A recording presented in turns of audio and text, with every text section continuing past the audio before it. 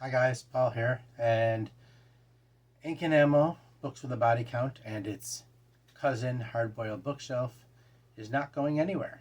I've just been told that being simplified, it being just about us and the books, Is someone else here too? is what people like, so it'll be here. I'm just simplifying the process and simplifying the segment, and we're just going to talk about the books. And thank you for your patience while I make some very minor changes to try and improve the channel and get it where I want it to be, hopefully to make it better and stronger, and at least that's the plan, and definitely to make it more entertaining, even for me, so that I enjoy doing this. So thank you. So a lot of us grew up with the police and detective shows in the 70s and 80s. We'd come home and spend a couple hours with these guys, these men and women heroes who would go out in the street and fight for justice and save us from the criminals for a couple hours a week. And some people were inspired by that, and some people, in fact, created based off their love of these characters. And that's what Bobby Nash did here with Snow. This is a series that is inspired by all those great police and detective shows from the 70s and 80s. He says himself he's inspired by things like the Rockford Files and many other detective and police shows. And so now we have Snow. In the first book, we have Abraham Snow, and we meet him while he's an undercover agent for the government, and he's following leads to try and take down a cartel head by the name of Miguel Ortega, who may or may not be one single person. It's very possible that he could be switching off and having fakes stand in his place, so nobody really knows who the head of this cartel is or who Miguel Ortega actually is. And Abraham Snow is using a girl who's part of this cartel by the name of Danielle Cardoza to try and infiltrate the organization. And he has a meeting with the infamous Ortega, or maybe not, and shows up only to find out that his cover's been blown and he's left for dead with a bullet in his chest as the two escape. This is basically the origin story we get for the character as he goes home to his grandfather's place to try and recover from this wound, and is basically retired now from this government agency. His grandfather, though, Archer Snow, basically runs one of the biggest security agencies in the world. He kind of reminded me of an older Matt Houston. I would have thought to have Sam Elliott play him in my head. That's how I pictured him. So he goes home to recover at his grandfather's. And his grandfather's trying to get him to work with him in the agency. His father actually runs it, and Abraham and his father do not really get along. They're definitely at odds, estranged. And in fact, the entire Archer family seems to be very involved in high-end professions. It seems that Abraham's brother works for the government. I think he's an FBI agent, and his sister is a high-end negotiator for governments and corporations. And he gets along with them. It's only his father he has a problem with. And of course, him and his grandfather are close. So his grandfather brings him along to an event that his brother and sister are going to be at, as his sister is helping to negotiate these big deals between nations, and his brother's there for security. And this security agency, the Snow Security Agency, has been hired for protection at this event. So while at this event, an assassin attempts to take out a member of the delegation that's there for negotiation. He misses this rather slimy, it seems, member and kills his bodyguard. Abraham takes off after the assassin as he's seen them and chases them down in this, chase scene. And Abraham goes on this chase to go after the assassin and realizes the assassin's a woman. She also seems to be very talented and highly trained, as Abraham isn't able to catch up with her and she gets away. So now we spend the rest of the book with Abraham as he tries to track down and find the assassin, as well as protect anybody who might be in the sights of the assassin or the organization or individual who may have hired them. And as usual, I'm not going to give you the climax because that ruins the fun. And this is a setup book. It's all of the books are fairly short, and they feel very much, not so much this one, but as you go, they begin to feel like episodes of TV shows. And that makes sense considering the structure and the influence for these books. And then we move on to book 2, which is Snowstorm. And we actually open with like a cold open action scene, which is kind of neat, and it's a really fun scene. And it further solidifies the idea that you're kind of in the format of an old 80s detective or cop show. And he kind of leans into it. And I actually find that to be appealing. And I'd rather he fully lean into it than just kind of hedge on that. And it kind of does add to a certain feel of the books, one that actually is quite enjoyable. And like I said, so we open on this cold action scene, which is basically Abraham doing a favor for his brother trying to retrieve a package, with his buddy who is a former felon who was a childhood friend. He's a driver, a professional getaway driver, and that turns into a pretty fun scene. But like I said, it's pretty much a cold open, and it has really nothing to do with the story otherwise. It's just a little fun way to get to know more of the characters.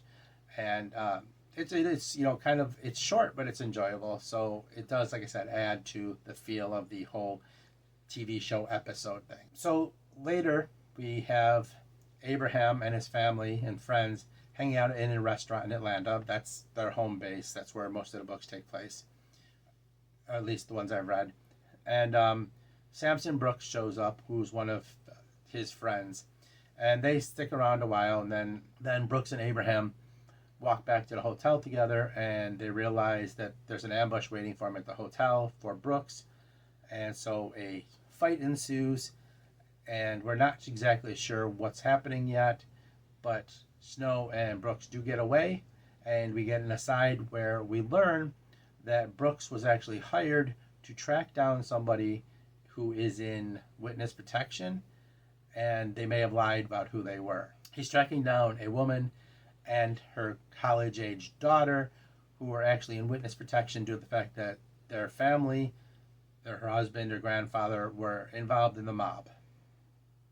And now Brooks has a problem because he may have led the wrong person to this people in witness protection. So Snow and a team of people with Brooks goes to get the daughter to try and protect her, and she is basically kidnapped right from under their nose. Well, they are taking the mom to a secure location on a private plane. So now the daughter, Katie, has been kidnapped, and they need to go locate her. And only to complicate matters, her mob-tied grandfather insists on going along, which ends up in a very interesting little standoff later in the book. And again, this very much reminded me of an episode of a cop TV show, a detective show. I kept thinking a lot about Hunter with Fred Dryer. I don't know if you've ever seen that show, but I kind of got some vibes of that for some reason, along with Matt Houston. And we actually get a pretty cool resolution to the second book. You also get hints that Snow hasn't given up on trying to find Ortega or Danielle for no other reason than because they shot him and left him for dead. And this is kind of understandable. And this is a storyline that seems to be going through the books as, on the underneath, a through line through the stories as each book plays out its individual story. This is kind of the connecting tissue that we're dealing with. And as we move on to the third book, it begins to even feel more like an 80s detective show, as a race car driver at Atlanta Motor Speedway, Chase Chambers, crashes his car, and they believe it is sabotage.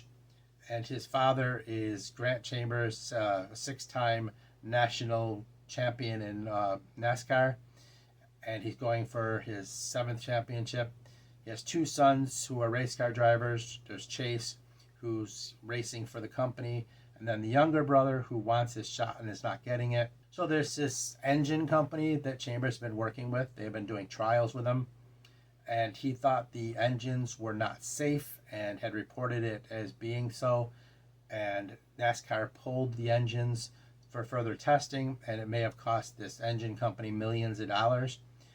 And so now you're wondering, who's doing the sabotage. You're set up with several different options on who could have been trying to sabotage the Chambers cars, and it very much did feel like an episode of a show.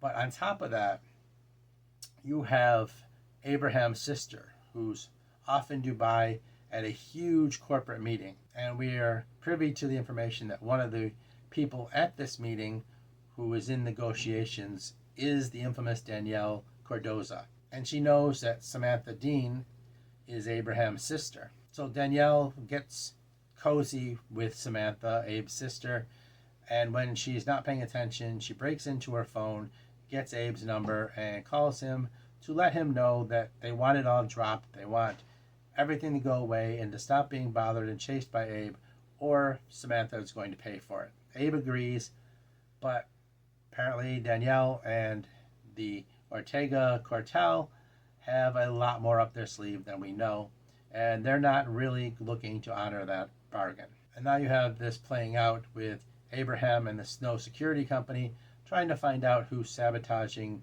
the Chambers cars, and you have the background story of the cartel and what they're going to do with Abraham. So that's again the through line through the story that plays through the books. And it does, like I said, play out like another episode. Now, each of these books, there are 7 of them out, and apparently an 8th one's at the editor about to be published. They're all rather short. They're easy to read, quick. They're average about 150 pages. And they are really good for when you want a quick little, just you have that urge to read something, but you don't want to spend forever reading it. And you can pick these up at a casual pace and read them and get that whole reminder, that feel of watching an old TV detective cop show.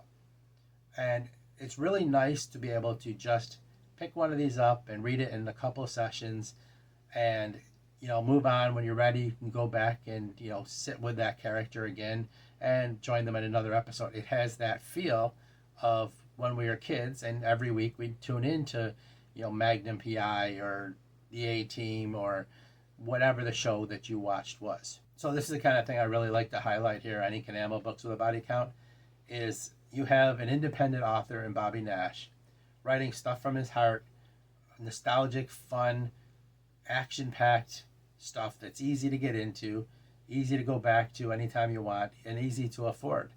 What more can you want? It was fun. I enjoyed my time in it, and I wouldn't mind going back and reading some more of the other books. I just read the first 3 in order to get an overview so I could talk about them here. And it did remind me of that, sitting down in front of the TV at 8 o'clock when you were a teenager or a kid and watching these detective shows, watching these heroes do their thing. So if that sounds like something you'd like, check it out. Like I said, you can find it easy on Kindle or Kindle Unlimited. I believe he's putting out paperback collections of them as well if you want them that way. And there are 7 out, and the 8th is coming out. So anyway, that's a quick look at Snow by Bobby Nash. If this sounds like something you'd like, check it out. And thank you for being here. Come back for Ink and Ammo. And remember, the secret to Zen: read books, pet dogs, and listen to metal. Thank you guys. See you soon.